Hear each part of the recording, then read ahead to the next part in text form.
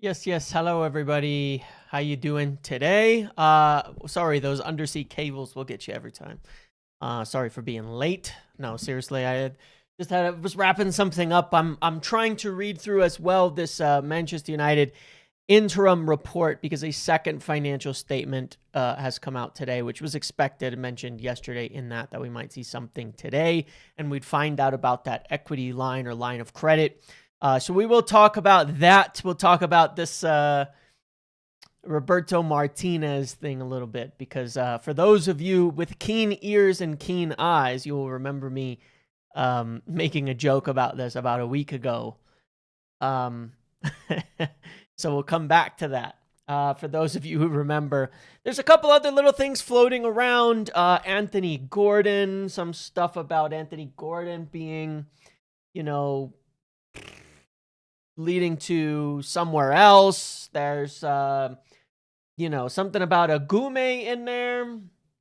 Tonali not planning to go back to Italy, stuff like that. So a few things to talk about this evening. And I don't want to do like a long thing here. I don't intend to do like a long how do I say this? Like, I don't intend to do something too long today and just discussing everything. But there's a few things to talk about, for sure. A few things to talk about that I want to get through. Let's toss a poll up here and look at the disaster, just for amusement, mostly for amusement. Have you liked the video yet? Yes. Martinez ain't bad for manager. What the F? We'll do. Let's toss those as a couple of options because I'm genuinely curious what people might actually say here and where we might reach some peak percentages as well on that. I also did do the video this morning on the 18 potential players that I think United should look to from struggling Premier League clubs. And I actually wanted to touch on that first because there's something relevant here that also came out this morning. And this was with regards to Chelsea and some of the other clubs and their expense reports and things as related to the to UEFA. Let's take a look at this. Chelsea, according to UEFA, have lost $407 million last year in pre-tax losses in 2025. Spurs are also at a really bad number, as are Aston Villa, Forest, who are set to go down. City, though, it doesn't really matter because they'll be fine. That's just after a big spend. But this was a bit of the reason as well, talking about why and where and how and all of that with regards to, where we should be picking up some players from some of these clubs out there and taking advantage of the financial situations that are out there. Because there are clubs that have serious financial issues at the moment and potentially opportunities abound to jump on that, to take advantage of that and to say, hey, maybe we should just get some of these guys in place. Maybe we could go steal some players from them. Maybe Chelsea, maybe they'll need to sell some of their key players, and you're gonna get the usual denials and no, everything's fine, everything's great, we're in a great financial position, but they're not. Anybody with sense looking at the financial situations and not just listening to people talk about it can clearly see that what they're doing is unsustainable. It's been heavily leveraged, that they've spent so much they need to be in Premier League winning, FA Cup winning, Champions League winning, max revenue winning, and all of that in order to sustain that kind of spending. And I don't think that is, not just to sustain the kind of spending, but to afford what they have spent and what they have done. And Strasbourg, their little feeder club they can use to balance the books, is also suffering massive losses and hitting some limitations. So it's a huge, massive problem. They're in a huge, difficult, bad situation. And I don't see any way that they don't sell players. Now, if somehow they end up missing out on Champions League as well, that would be absolutely, compounding on that and making it even more difficult for them. So we can only hope that does, because that would be nice. But yeah, so there's that. And then that's what I did this morning, is break down, with all of the different clubs that are out there in the Premier League specifically, who are some of the opportunities, like we went through on a live last week. And I think that that's where we can kind of look. And yeah, Garnacho, they've already got reports last night from apparently a good Chelsea source, Bobby Vincent, FPL, which sounds like it's not, but it is apparently a very good source for Chelsea, saying that Garnacho could even be shifted already, which would not be a surprise to me. Anybody with sense could have looked at that and said, you'll be gone in a year. I mean, that's just Chelsea. It is what it is. So I think that'll be funny. I think he'll end up somewhere else pretty easily as well. But what should we talk about first? So yes, that was the video from this morning. Take a watch if you haven't watched it. It was a lot of fun. 20-minute video, 18 players running through the options for all of these clubs. I definitely encourage you to watch that. And I touched on ones where we had some interest as well. Face emoji, smiley cold, face yes. emoji. Yes. Cold. Obviously, Cole Palmer would be the one that we've heard all these little rumors about and things, and some people keep talking about it. So yeah, I think it'll be, if he's available, I would be surprised if United aren't around that kind of queue for him. So essentially, just let's get to, from that, let's get to the more United relevant things that are happening right now. And let's start with the financials, because some new stuff was essentially released today, which answered a few of our questions. You'll remember that I think it was last week we were talking about there's a new filing for this line of credit with Bank of America, but we didn't know the details of what it was for. We also talked about at the end of the yesterday's video that our cash situation continues to be difficult, and to be clear, it really does continue to be difficult. In fact, let's look at what newly came out here, and this is very small, and you don't really have to understand all of it, but I want to explain, because it is mostly this section that is telling us some things that have happened that we did not know about already. All right. And it says a few things. Number one, it says the group has raised proceeds of £39.4 million from the sale of future dated transfer fee receivables due from other football clubs. In conjunction with this, a repayment on a revolving facilities of $50 million was made, taking total drawdowns to $240 million. So let me put this in English in a way that is understandable. United were due £39.4 million from someone, from a sale that they've made or multiple sales that they've made. That money was due in a future date. United sold that money, to somebody to get cash. Now, what do I mean by this? I'll give you a basic example, because we used to talk about this a lot. This is what clubs can do. Let's say that a club has received a sale of $100 million, and they are getting paid in 5 installments of 20 over 5 years. They could go to a bank and say, hey, we kind of want the cash now. You will receive those payments from the parties that are going to be paying it. You give us $95 million. You take the 100 over 5 years. You make a $5 million profit. We get our $95 million cash now. For the bank, obviously, it's based on whether they think the debt payer that's paying it is worthwhile. In football clubs, most of the time, this has never been an issue. So we have sold future revenue. Okay? Sold future revenue. We are due $39.4 million in cash from players we have sold from clubs, 2 clubs. We are due $39.4 million or cash, or probably more. Let's say it's $42 million or $45 million that we are owed by another club. We sold that to a bank for $39.4. So clearly there's going to be a little arbitrage in there. They're going to get some of that money they're going to take now. We're going to get a little less, but we're going to get the cash now. Now, why did we do that? Because we then paid £50 million down. Yeah, it's like a payday loan. We paid £50 million down on our line of credit. Now, in the theory that there's interest accumulating on it, in theory, it may balance out and be okay. But reality is that we simply needed to move that cash forward for operational reasons so that we have more money available to operate. It's not a terrible thing, but it's not necessarily a good thing either, because it, of course, is confirmation of our cash poor situation and needing to do that. Now, again, we've made that space on the credit line.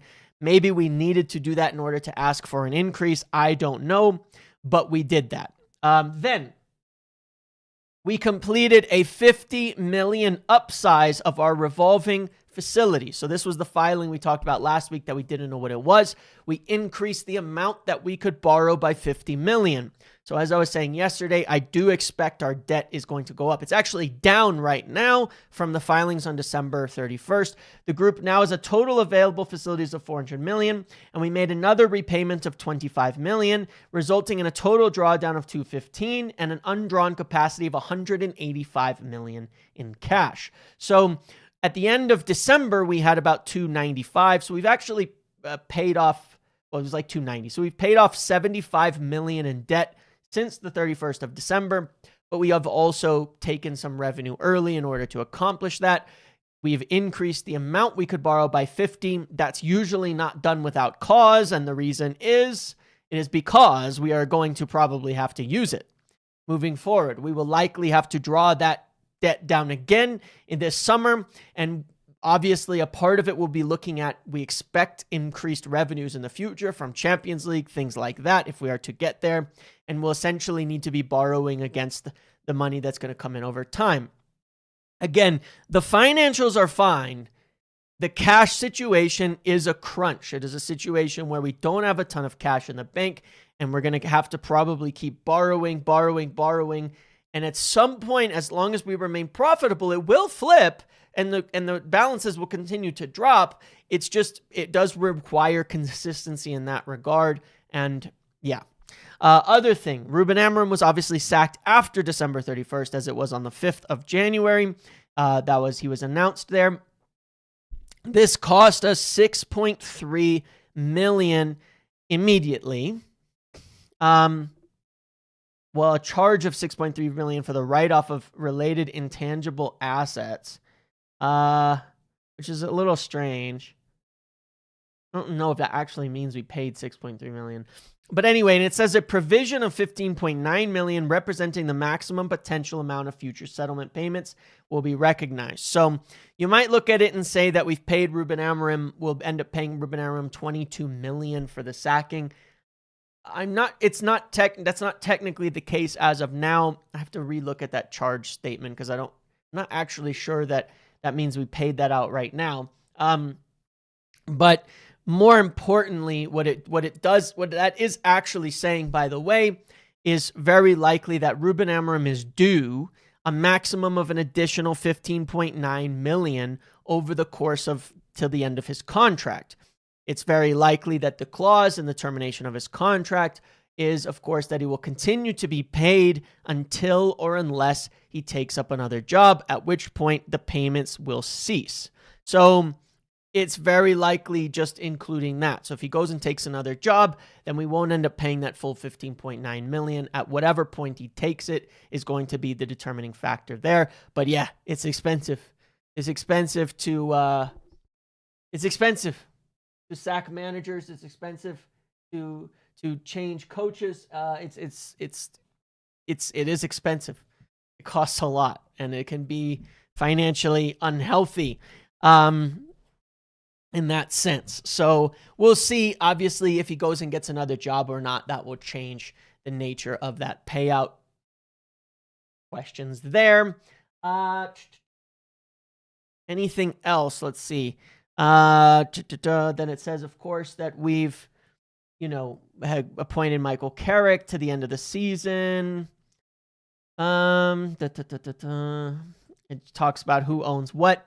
Now, here's a real interesting one. It says, during the 6 months ended 31 December, the group provided sponsorship services of $600,000 to related party INEOS Automotive Limited. There were no related party transactions in the previous one. So In the last 6 months of the year, United paid INEOS Automotive £600,000 for something, for sponsorship services.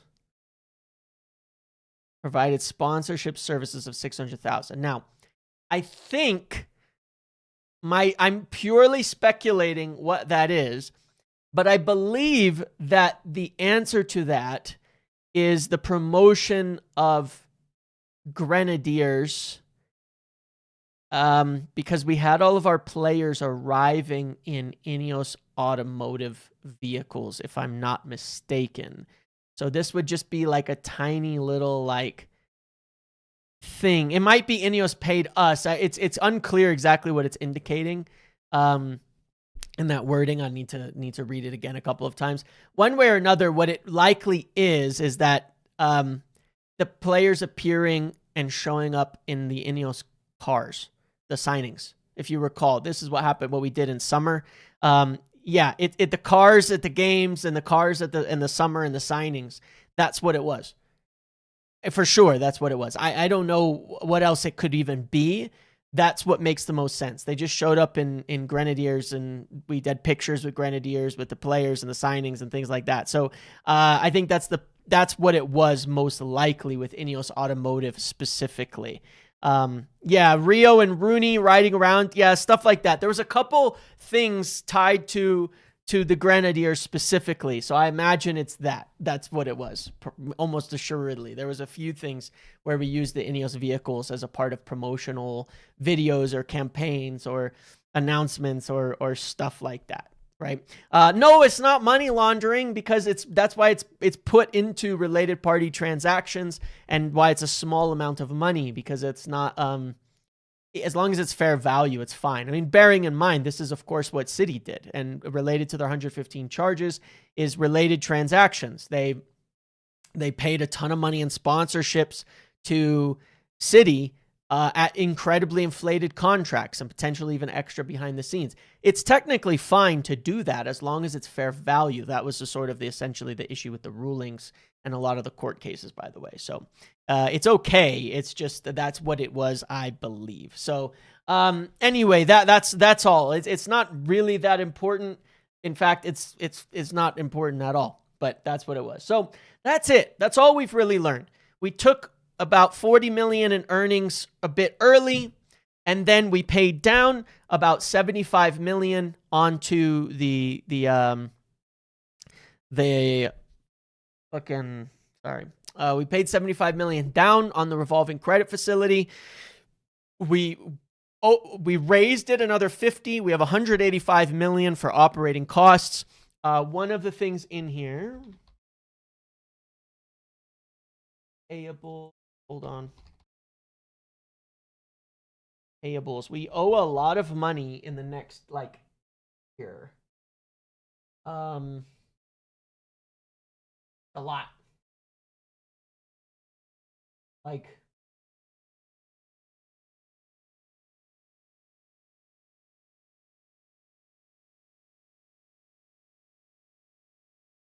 all right, here we go.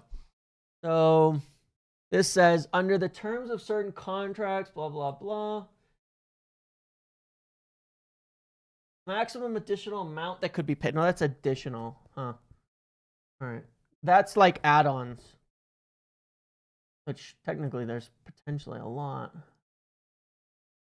That's just a measure. We don't actually know what it is, and some of it says nil or not. So it may not be on here, but we owe a lot. We owe a lot. Put it that way. We owe a lot of money soon.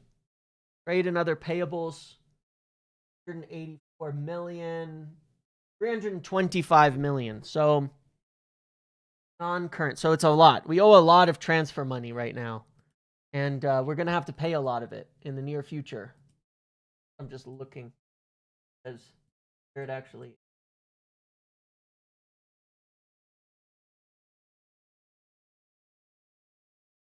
Payables, 509 million, 426 million.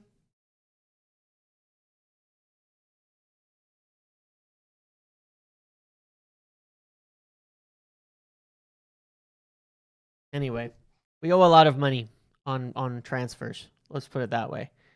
So essentially, this is the problem that we have, is that realistically, I think we're going to have to pay somewhere in the range of 200 million or so in transfers, probably before the end of the year. Now, we have that money now available on the credit facility to do so, or close to that. Right, current liabilities is it's significant. Yeah. So it's like 320 or something, but that's owed in the next 12 months. So it's a lot of money owed in the next 12 months. The majority of our transfers, I believe, is owed in the next 12 months. We're going to have to pay a ton of money on those in the next 12 months. So that's going to completely drain all of that cash. Now, because we're running at a positive right now, effectively, that means we'll have about 50, because our amortizations. Anyway, the math on it is we're still going to be not great on cash. And we're still likely going to, have to use the majority of our space to pay off other transfers and old things and stuff like that. And we'll still be behind on cash.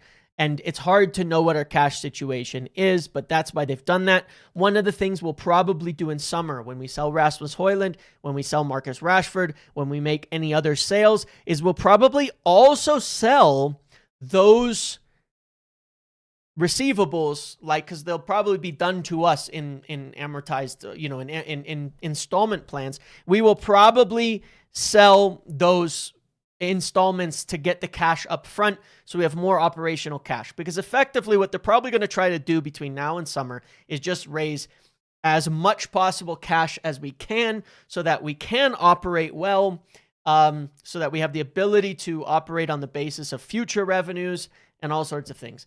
We're in a mess of sorting it out. Again, the financials themselves are being sorted, the books are being sorted, but the cash situation is still tough. So that's the biggest problem we have still at the moment. So we're going to have to still just look at that and each quarter kind of observe and see what happens. Then there's a story. Let's get on to some of the transfer stuff and talk about that, because we've done enough finances. I get it. And it can be a boring topic and all that. This is actually a good source from what I remember. Charlie Wyatt at the Sun, even though, it is what it is, suggests that Arsenal will target Anthony Gordon this summer, and they hope to land him for £75 million.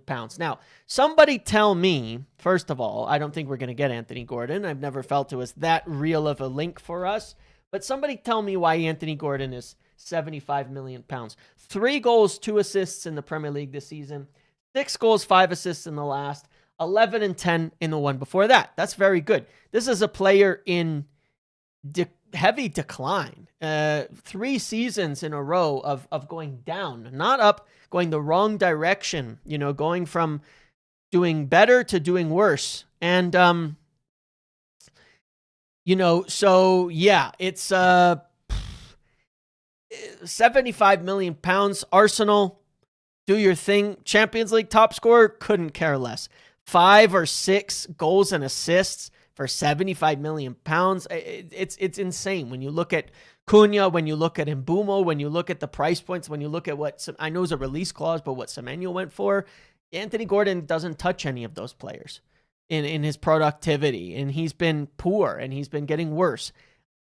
I think we will avoid that deal strongly, and I don't think that makes any sort of sense. Craig Hope at the Daily Mail says that United links Sandro Tonali is not planning to return to Italy, despite rumors linking him to Juventus. He believes playing in the Premier League with Newcastle under Eddie Howe is better for his career growth, citing the strength and competitiveness of the English league compared to Serie A. So an interesting sort of, I would say, two sides of your mouth kind of conversation there, which is number one, Tonali not going back to Italy. I told you for a fact, I do know this, that his people were offering himself around to Premier League clubs in particular. If you can kind of read through the lines on that and remove the little bit of Newcastle PR about how happy he is at Newcastle, meanwhile his agent's offering him to everybody who will listen in the Premier League in terms of Champions League clubs, he wants to stay in England. And I think that is the genuine takeaway from this, that Sandro Tonali wants to go to an English club in the Champions League, and that would be his intention this summer in order to do that. Newcastle, who knows what's going to happen with them? They are one of the clubs that potentially will have to cash in on some players depending on where they are finishing in the league this year. So Tonali set to stay essentially in England. And look, I know, trust me, I know. That's why I said you removed a bit of the Newcastle spin on it about how happy he is at Newcastle. He's not. He's not acting like it anyway. I can't say he's not happy. I don't know him, but him and his people are certainly not acting like it, offering him around and stuff like that. So on that front, very, still an intriguing name for United. Obviously it would be a very difficult deal to do. But again, if Newcastle are in trouble, then obviously that is one we will have to consider. Now, I remember hearing this name a lot about Lucien Agume. I remember hearing him a lot last year, but I never remember being able to place it in terms of something we actually were looking to do. We could have got him last year. I'm certain he was seen to be around the same price last year. There was a lot of hype over him, a lot of talk about him, but we never actually did anything. So I'm uncertain. Potentially still a good player. I think I got him here.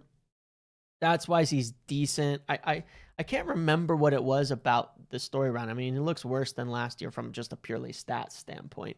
But I remember there being a lot of talk about Agume last year and it not really going anywhere in terms of any sort of action, whether or not we're still maintaining an interest in him. I can't right now confirm. As we speak, there's a tweet from Transfer Checker that says, good chance Sandro Tonali leaves Newcastle this summer if they miss out on European football. But then he says he would like to return to Italy. So you're just getting constant back and forth kind of conflict on that. Though I will say, again, he was being offered to us. So yeah, big time stuff there. Interesting. So whatever, we'll see. But Agume was an interesting one. I'm not sure what's going on there. There's a big needle between United and Newcastle, mainly from their side. I think they'd rather go bust than sell Tonali to us. I feel you're correct, but obviously it depends on the player, what they're pushing for, and all of that. And as of now, we're getting a lot of conflicting kind of information on that front. And then let's talk about Roberto Martinez. All right. That's what I put on the thumbnail. That's the bait for the video. But it's a genuine thing I want to talk about because, again, I mentioned at the start of the show, for those of you with a keen ear who watch a lot of these videos, if you're here, shout it out that you did hear this. I was a couple weeks ago, I was joking about this because I was talking about managers and potential names, and I was talking about Gareth Southgate and saying, guys, look, it's not going to be Gareth Southgate. It won't be Gareth Southgate. It's not going to be. I've told you before it won't be. It definitely isn't going to be. I said Roberto Martinez has a better chance at being coach than Gareth Southgate because he's actually been considered for the role. There are those of you here who will have heard me say that. That's not a lie, but there is an importance in understanding context around that and why I even said that at the time. Roberto Martinez is close to some of the people at INEOS. Sir Dave Brailsford has a group. I don't remember what it was called, but it was like the Geniuses or whatever the hell it was, right? And there was all these people included in it. And Roberto Martinez was one of them, and it was like this thing. Anyway, Roberto Martinez is very well known to United, to INEOS officials in particular. When INEOS first came in, it was considered as to whether he could be somebody who could come step into the job, even if it was a temporary basis, because they were just for sure moving Ten Hag on, even though they messed that up. Similar to Graham Potter at the time. They, is just somebody known to them, somebody that they're familiar with, somebody that they've considered, someone that they looked at, and were just considering on a different basis. This was not put forward by Omar Barada and Jason Wilcox at the time as the major type of thing, as a major candidate. Now, it's very, very fine and easy to consider that, sure, somebody might bring his name up again because he's known to them. He's actually done a pretty decent job with Portugal, I have to be honest. I do recall, it was a couple summers ago when Portugal battered Germany, Nagelsmann's Germany, as well as Spain back-to-back in that Nations League competition. Totally outplayed them. I'm not saying Roberto Martinez a great coach or anything like that, because I certainly don't feel that way. And I don't think most people do. And he has a club record that speaks for itself. And I think he did a really poor job with Belgium in the end during years that he should have done a lot better, right? But regardless, it's not surprising to hear other links, or maybe it's just repeating what I said. Either way. But in terms of the reality of how strong a candidate is, or if he's actually going to end up being someone seriously considered, I kind of doubt it. In essence, again, it would have been considered on the previous occasion because he was definitely well known to the people at United and INEOS. And he, at that time, it would have been more seriously thought of if he was actually somebody they were looking to go. Now, one could say he's done a better job over the last 18 months. I have no idea on that front. I sort of doubt it. I sort of doubt that we'd be going for Roberto Martinez, but he is known to some people. So I'm not surprised to see links. That doesn't mean that there's really anything in it. I just described to you the reality of the situation in terms of when he was considered, why, where it came from originally, and I don't suspect that anything has changed on that basis. I don't think he's a major candidate that's been put forward by Omar Barada or Jason Wilcox at this point. Much like, as I said at that time, I really did not believe it was going to be, that it wasn't going to be Gareth Southgate. Doesn't mean it wasn't thought of, or that some people hadn't considered something, or that there weren't conversations, but yeah, it just wasn't actually, considered in that sense. So yeah, that's really it on Roberto Martinez. I don't have a ton else to say on that front. It's just whatever. You're going to get a lot of names. We're starting to see things ramp up, right? You're going to get all these names. You're going to get other names for coaches. You're going to get other names for players. You're going to have the lists are starting to expand. One name that has come up a few times recently, somebody can remember this, is this young center back. What is his name? We've gotten like 3 links in the last few days, and maybe one of them is actually kind of decent in terms of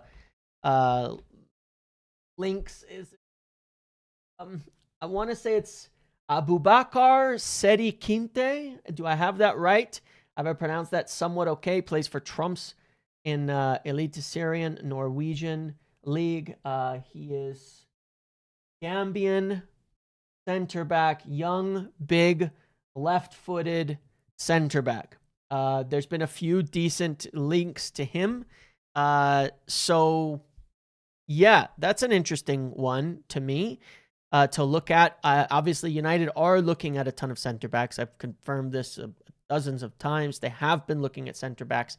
A big, tall, fast, physical left footer is what I could see on the basis of watching some of the highlights videos and things about him. He's a flexible, athletic, big left-footed center back. Well, I do think that is potentially a need. That being said, are we going to do something with it? I cannot confirm myself at this point in time, but that is one I'd be interested in following up on. I'm not surprised, but I'd be a little surprised if we went for a young center back. But then again, if it's so affordable, maybe that would be the case. And when I say young, I mean like a really young, like raw prospects. When we've already got Aiden Heaven in that same kind of position. Because I think overall, if we're going to spend, it'd be more like on an established player as a leader at the back. But maybe that's like a young opportunity type prospect player where you're looking at snapping someone up for, $5 million that could become potentially a top player, and it's more like it's not, and you might loan him out right away, see how he develops, and then decide what to do with him. And it may not really even be like a signing for United now, but more of a prospect or something like that. If they feel like he's like some high potential, gem, out there that they could turn around and either flip or become something special for a low cost. So I suspect it would be more in that range rather than in our current, kind of recruitment process or something like that about getting a top center back in or something, because I still believe top center backs is something we will look at if we're going to go for something there. Fabrizio said yesterday, kind of confirming, as I've heard, that there's pretty much nothing between United and Van de Ven. I've not heard a damn thing on that. People keep bringing it up. I don't hear anything on it. Personally, I'm not a fan. I think he's fast, and that's about it. I don't think he's much else, to be quite honest. So, but yeah, he kind of confirmed there's nothing really in that at the moment. Now, of course, with Fabrizio and outside the window, you get a lot of like nothing's happening, because until things are happening, it's true that nothing is happening. But I still can't say that I've heard anything with regards to Van de Ven. But yeah, I'd be a little surprised if we spent on a prospect, unless it was that cheap that it's like we can just loan him out or see what happens and flip, and then maybe it turns a profit, or maybe they turn into some sort of stud and they can come back and solve a big problem. But yeah, Schlotterbeck is who we should get, in my opinion.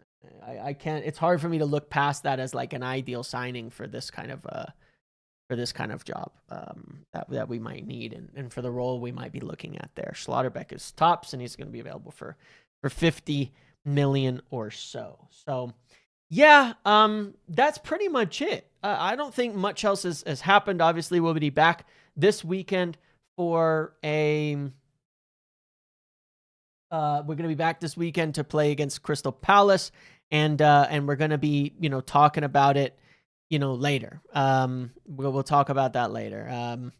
Tomorrow we'll go into our votes in terms of the squad, in terms of everything else that's going on there.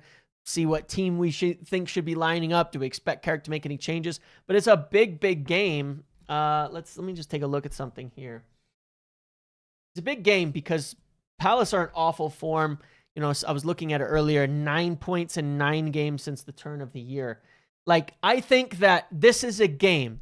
I don't know if you guys feel the same way about me, but this is a game we need to win comfortably. Like, it's the level of, like, right now, it's like the level of when we played Wolves at home. This shouldn't be a difficult game. It's got to be 3 points in the bag with a degree of comfort, to feel good about it. Like, there's been some tough games, no doubt about that. At home, Fulham were good. Spurs was a cakewalk, but they also got a red card. It was a little shaky before that, but it was fine. Obviously, City, Arsenal, tough games. You can even make the argument, of course, that West Ham away and Everton away are tough games, but Palace is crap. They've been so bad in the league over this period of time. They've got all this drama. They played tonight, Thursday night. They played so they have this 2 days off until Sunday. I don't think there's any excuses for that game. And if you look at the teams around us, Chelsea have to play Arsenal. So it's not just an opportunity. This is like we can take a 6-point lead over Chelsea potentially this weekend. A serious opportunity to do that. They're playing Arsenal. Liverpool are playing West Ham. All right, that's maybe it's a bit of an easier game, though I think West Ham have been difficult recently. And Aston Villa are playing Wolves, okay? So it's more, we could make a big jump over Chelsea here and get a big gap, because it doesn't matter. One team is missing out. For us, we just have to be not that team missing out. And a 6-point gap over Chelsea is beautiful. It's beautiful, and that would be brilliant. So, yeah, look, if we get the 3 points, we're going to be happy one way or another. Don't get me wrong. Separate conversations, and I'm trying to do that in my own head, okay? I'm trying to do in my own head separate kind of conversations. For the purposes of this season and the job that Carrick's here for, 3 points by any means necessary. Couldn't give a shit. As long as we're getting the win in a game like this, I'm very, very happy. For the separate discussion of how I'm going to think about Carrick for the future role of, is he good enough to win titles? These are the types of games I want to see an adjustment to the way that we're doing things, that we don't sit and struggle needlessly doing something that isn't working. It's fairly very clear to see. So yeah, a comfortable win would be quite nice, because the margins have been tight. They've been tight. They haven't been comfy. They've been tight. The City was the comfiest win we've had, ironically, which is a bit crazy. But the margins have been tight. So separating those two thought processes out, though. Carrick, your job, 3 points by any means necessary. Carrick, for next season, maybe I want to see something a little bit more than that. But it doesn't matter. We don't have to cross those paths for now and everything. I'm more concerned about the 3 points now because we got to get Champions League. When you look at the costs, when you look at the things, when you look at everything, like pointed out here, United have to pay 238 million in transfers due within a year. Okay, so the bulk of our cash is going to go to that. A bulk of the cash on that credit facility is going to go to that, and we're going to have to do similar things and all of that. So in order to spend money, but we need that extra revenue from Champions League to balance it all out. Okay, you like to see Carrick change up the lineup? Yeah, I think a little change would be quite helpful. And again, I think for the most of us, Šeško. The other question I have is Lenny Yoro coming back into the side, staying in the side, or is Lisandro Martinez coming back in for him? I'd like to see that partnership continue, so we have some pace mitigation at the back if we're not making changes in the midfield. If we don't have Patrick Dorgu, which we don't, to support the midfield and defense. I think we should change that. I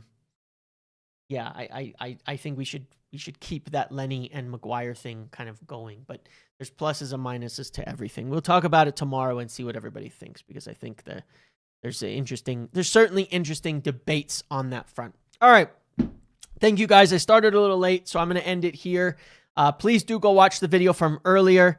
And I will be back tomorrow, and we'll talk about the game in more detail and check it out, okay? So thank you all for being here. I hope it all makes sense in terms of the financials, the cash, the understandings, the transfers, the Roberto Martinez, everything we covered. I hope it was an interesting video for you. I appreciate you all for being here. Thank you for all the love. Thank you for all the support. Check out the video from earlier for the view on the 18+ players I think we should get from and look at from other clubs in the Premier League. And that's it. Otherwise, like, subscribe, turn your notifications on for me, and I will catch you all tomorrow. Have a good evening, everybody. Good night.